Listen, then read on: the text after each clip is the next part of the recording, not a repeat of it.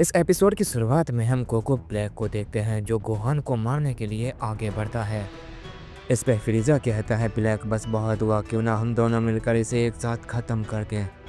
तुम इसे अकेला हराओगे तो इसमें काफ़ी समय लग सकता है। इस पे ब्लैक मुस्कुराता है और कहता है चिंता मत करो, ये फाइट अब जल्दी ख़त्म हो जाएगी। ये कहने के बाद वो अपनी डिवाइन पावर को बहुत ज़्यादा अप करता है, जिस वजह से वहाँ पर काफ़ी ज़्यादा डार्कनेस फैल जाती है।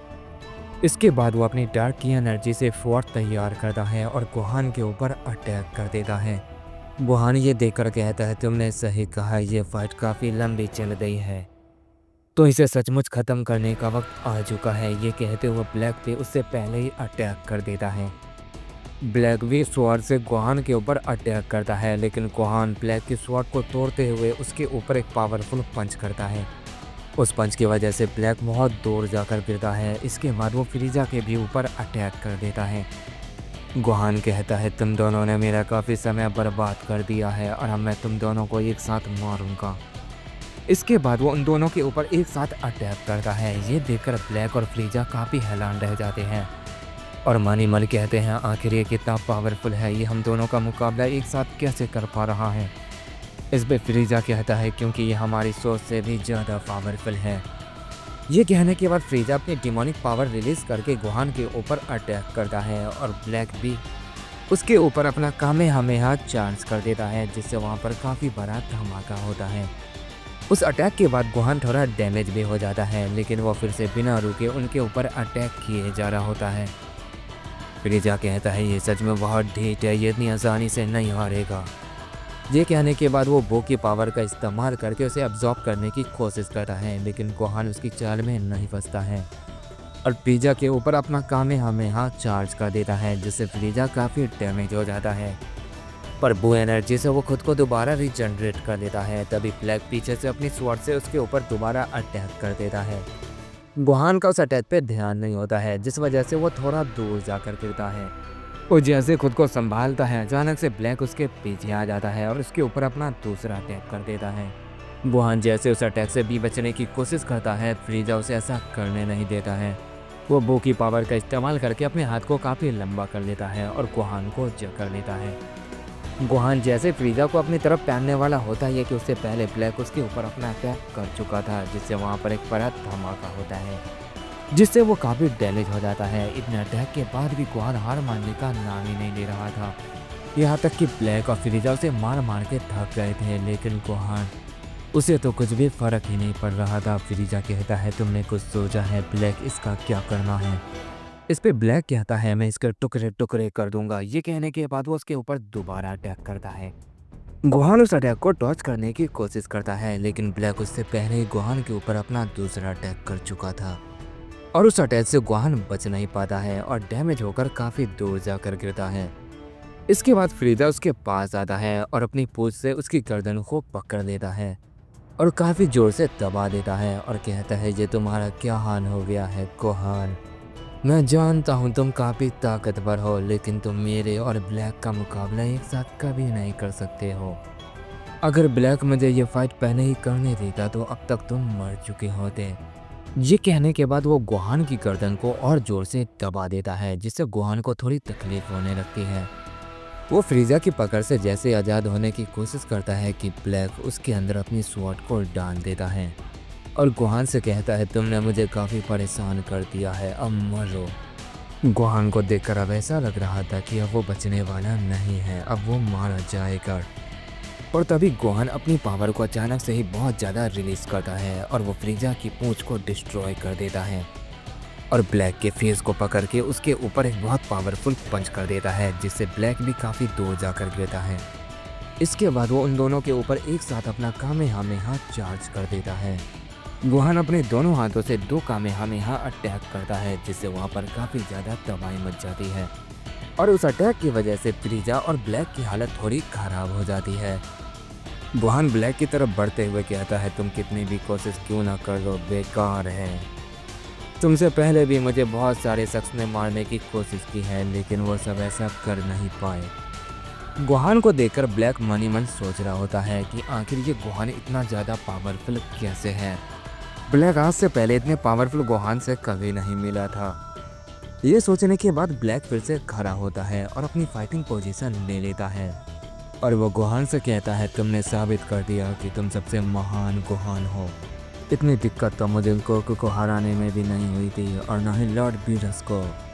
लगता है तुम्हें हराने के लिए मुझे अपना फुल पोटेंशियल यूज़ करना ही होगा। ये कहने के बाद ब्लैक बहुत ज़ोर से चिल्लाता है और अपनी पावर को बढ़ाने की कोशिश करता है, लेकिन उससे पहले ही गोहान उसके ऊपर अटैक कर देता है, जिससे ब्लैक अपनी पावर को बढ़ा नहीं पाता है और काफ़ी दूर जाकर गिरता है। ब्लैक जैसे खुद को संभालता है, अचानक से गोहान उसके सामने आ जाता है और फिर से ब्लैक के ऊपर अटैक कर देता है, लेकिन ब्लैक इस बार उस अटैक को देख लेता है और फौरन ही उसे टॉर्च कर लेता है।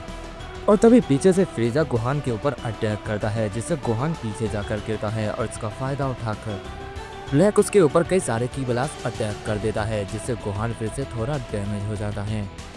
इसके बाद वो एक साथ गोहान के ऊपर अटैक करने ही लगते हैं। गोहान उन दोनों के हमले को एक साथ टॉर्च करने की कोशिश करता है, पर वो फ्रीजा के हमले को टॉर्च करता है तो पीछे से ब्लैक उसके ऊपर अपना अटैक कर देता है, जिस वजह से गोहान उन दोनों के अटैक को एक साथ नहीं रोक पाता है और वो दोनों गोहान पर थोड़ा भारी पड़ने लग जाते हैं। गोहान उन्हें देखकर कहता है, ये तो नाइंसाफ भी है, तुम दोनों मुझसे एक साथ फाइट कर रहे हो, पर कोई बात नहीं, इसके लिए भी मेरे पास कुछ है। ये कहने के बाद वो एक उल्टी करता है। ब्लैक कहता है कि ये क्या कर रहा है, ऐसी गंदी हरकत। तभी हम गोहान की उल्टी को देखते हैं, जो अचानक से ही एक बॉडी में ट्रांसफॉर्म होने लगती है। फ्रीजा कहता है, वो कोई मामूली उल्टी नहीं, वो गोहान की सेल है और वो अपना हमशक्ल बना रहा है। ये कहने के बाद वो उस बॉडी को रीजनरेट होने से पहले ही ख़त्म करने की कोशिश करता है, लेकिन गोहान बीच में आकर उस अटैक को रोक लेता है।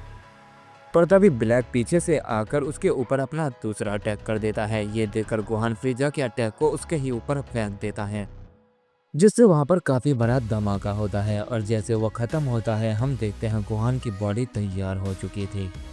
इसके बाद गोहान वार्म अप करता है और कहता है, अब तुम सबसे लड़ने में और मज़ा आएगा, चलो इस खेल को दोबारा शुरू करें। वहीं दूसरी तरफ हम गोकू को देखते हैं, जो कि ग्रैंड पेस्ट के साथ फाइट कर रहा होता है। उनकी फाइट की वजह से वो पूरा मल्टीवर्स तबाह होने वाला ही होता है। वो दोनों इतने ताकतवर थे कि अपने फाइनल अटैक के बाद भी वो एक दूसरे को नहीं हरा पा रहे होते हैं। गोकू कहता है, ये पावर मुझे अभी ही मिली है, इसी वजह से मैं इसकी पूरी पावर का इस्तेमाल नहीं कर पा रहा हूँ। मैंने ग्रैंड पेस्ट के ऊपर कई सारे कामेहामेहा अटैक भी कर दिए हैं, फिर भी वो मरने का नाम ही नहीं ले रहा है। वहीं ग्रैंड पेस्ट भी ये सोच रहा होता है कि आखिर ये मोटल मर क्यों नहीं रहा है। मैं अपने फाइनल अटैक इसके ऊपर किए ही जा रहा हूँ, लेकिन इसे कुछ भी फ़र्क ही नहीं पड़ रहा है। ऐसा लग रहा है कि ये मेरे साथ बस खेल रहा है। मैं समझ नहीं पा रहा हूँ कि मैं इस फाइट को आखिर कैसे ख़त्म करूँ। क्या मुझे इसे सील्ड करना होगा या फिर मुझे सुपर सैंड्रॉन की मदद लेनी होगी। मेरा दिमाग काम नहीं कर रहा है। ग्रैंड पेस्ट ये सोच ही रहा होता है कि अचानक से गोकू उसके ऊपर फिर से अटैक कर देता है। ग्रैंड पेस्ट गोकू के पंच को ब्लॉक करते हैं, लेकिन वो फिर भी काफ़ी दूर जाकर गिरते हैं। गोकू, जिसका गुस्सा बढ़ रहा था, जिस वजह से उसकी पावर भी बढ़ रही होती है, वो ग्रैंड पेस्ट से कहता है, चाहे कुछ भी क्यों ना हो जाए, आज तो ये फाइट हम भी जीतेंगे। ये कहने के बाद वो फिर से ग्रैंड पेस्ट के ऊपर अपना कामेहामेहा चार्ज कर देता है। उस अटैक के बाद ऐसा लग रहा था कि ग्रैंड पेस्ट को थोड़ा फर्क पड़ा है। उनकी ताकत और उनकी बॉडी कमज़ोर पड़ने लग गई है। उन्हें अभी हील होने में थोड़ा टाइम लग रहा होता है। इस पर ग्रैंड पेस्ट कहता है, अगर जल्दी मैंने इसे नहीं रोका तो शायद बहुत बुरा हो सकता है। ये कहने के बाद ग्रैंड पेस्ट अपनी एंसेस पावर को रिलीज़ करते हैं और एक बहुत खतरनाक अटैक तैयार करते हैं और वो भी उस अटैक को गोकू के ऊपर कर देते हैं। गोकू भी उस अटैक को रोकने की कोशिश करता है और वो ऐसा कर भी लेता है, पर तभी अचानक से उसके पीछे से डोजा उसके ऊपर अटैक कर देता है, जिस वजह से गोकू उन दोनों अटैक में गिर जाता है और अचानक से ही वहाँ पर काफ़ी बड़ा ब्लास्ट होता है। उस अटैक के बाद डोजा वापस ही जेनोसामा के पास आ जाता है। उसके बाद हम गोकू को देखते हैं, जो उस अटैक के बाद डैमेज हो गया था, लेकिन वो हार नहीं मानता है। ग्रैंड पेस्ट कहते हैं, आखिर ये मॉडल हारता क्यों नहीं, आखिर ये किस मिट्टी का बना है। ग्रैंड पेस्ट जैसे ये कहते हैं, वहाँ पर एक शख्स आ जाता है और वह ग्रैंड पेस्ट से कहता है, तुमने काफ़ी अच्छी कोशिश की और अब तुम सबका आराम का वक्त आ चुका है, इन सबको अब मुझ पर छोड़ दो। ग्रैंड पेस्ट उसे देखकर कहता है, डीमन लॉर्ड होज़ारो, आखिर तुम यहाँ पर कैसे। इस पर होज़ारो कहता है, वो मैं बाद में बताऊंगा, पहले मैं इन सबको ख़त्म कर दूं। तभी जोमा और मरनो को भी ये महसूस होता है और वो कहते हैं नहीं, नामुमकिन। वो आखिर यहाँ पर क्यों आया है और वो उनके साथ क्यों है? ये सब चल क्या रहा है? मुझे तो कुछ भी समझ नहीं आ रहा। मरनो कहता है अगर वो सच में यहाँ पर आ गया है तो हमारा मरना पक्का है, क्योंकि उसे हराना नामुमकिन है।